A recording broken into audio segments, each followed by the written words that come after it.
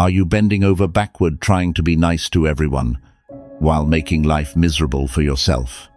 How many times this week have you uttered the words, "It's fine, I'll handle it," only to feel resentful and drained the moment you turn around?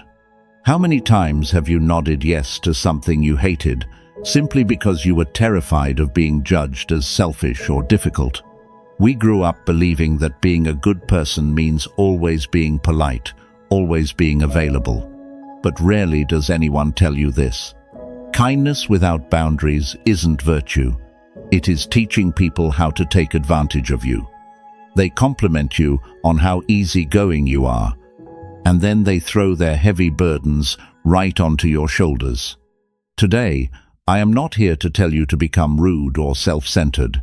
I am simply here to help you rethink the way you communicate and reclaim control over your own life in true Stoic spirit. Nice or kind?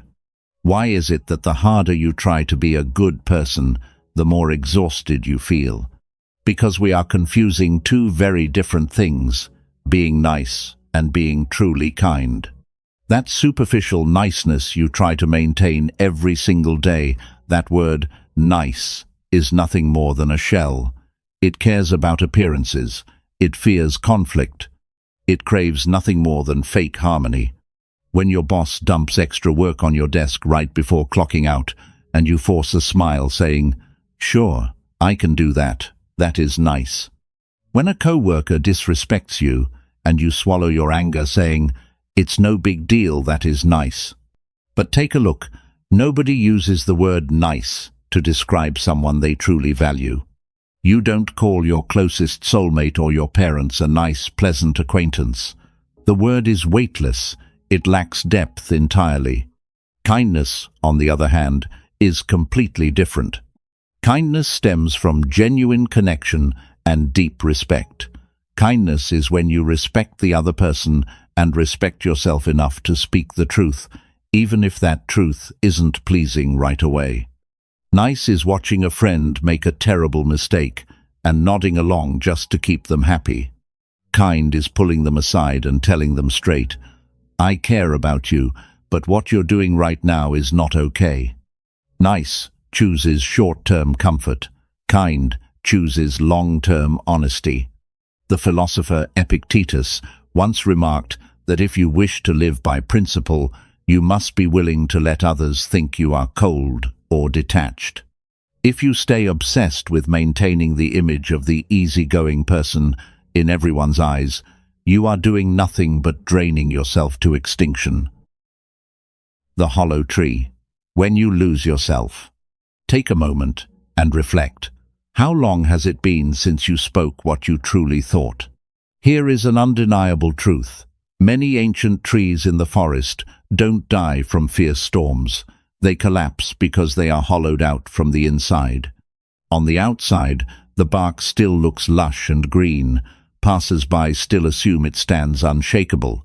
But inside, the core has decayed long ago. So when a gentle breeze passes through, that massive tree suddenly snaps and falls. So many of us are living the exact same way.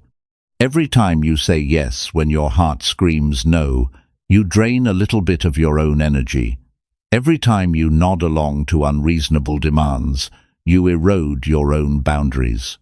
Do you think you're earning points for being a good person? Not at all. You are simply emptying yourself out.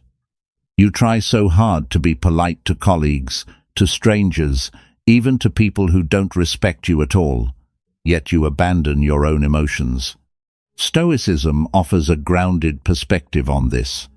Someone else's emotional reaction is something you can never control. No matter how diplomatically you speak or how much you help them, they can still end up disappointed. But whether you continue to force yourself to do things you don't want to do, that is entirely in your hands. Stop taking responsibility for other people's feelings while abandoning your own. When it comes to nodding along socially just out of fear of making others upset, the Stoic philosopher Seneca went through this exact same struggle. As a powerful advisor in Rome, Seneca received countless banquet invitations every day from the nobility. Back then, turning down a party invitation was considered impolite, not nice, and an insult to the host.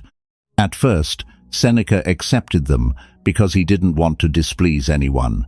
But after endless, drawn-out parties filled with shallow small talk, he realized a bitter truth. In his writings, he captured it clearly. "I never bring home the same character that I took abroad. I come home more greedy, more ambitious, more voluptuous, and even more cruel and inhuman, because I have been among human beings." Seneca realized he was trading away his time, energy, and inner peace just to win the nodding approval of people who didn't actually care about him. From that moment on, Seneca began to say no. He wasn't aggressive, nor did he offer lengthy excuses. He chose to stay home, read, train his mind, and dedicate his time only to relationships with real depth. The nobility whispered at first that he was difficult, but over time they were forced to respect his boundaries and his time. You see, a story from 2,000 years ago sounds strikingly like us today. You yield to social hangouts you dread, you take on extra work you don't want. All to keep the label of a good person. But the price you pay is your own exhaustion. Saying no, the Stoic way. So, what do we do now? How do you maintain your inner calm while preventing others from pushing you around? Saying no doesn't mean you have to pick a fight or create tension. A Stoic doesn't do that. You can decline with a calm, gentle attitude while keeping your stance crystal clear. Here are 3 simple strategies you can apply right away. 1. Refuse directly. Don't craft excuses. When people want to say no, they often fall into the trap of over-explaining. "Oh, I'm so sorry. I've been so busy lately. I have this and that going on." The more you explain, the more guilty or defensive you sound.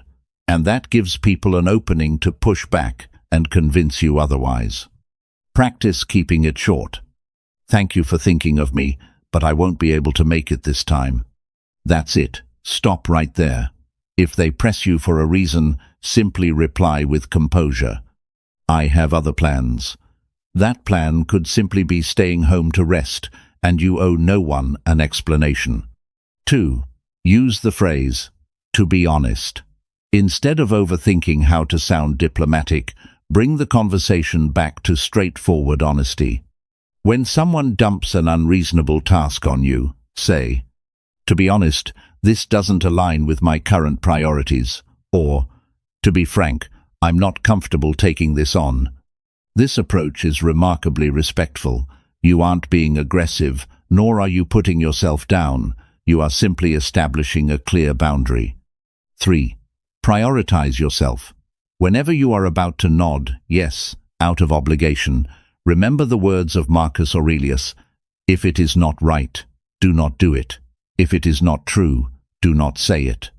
Helping others is noble, but helping when you don't want to, don't have the bandwidth, or feel forced to, that isn't genuine help.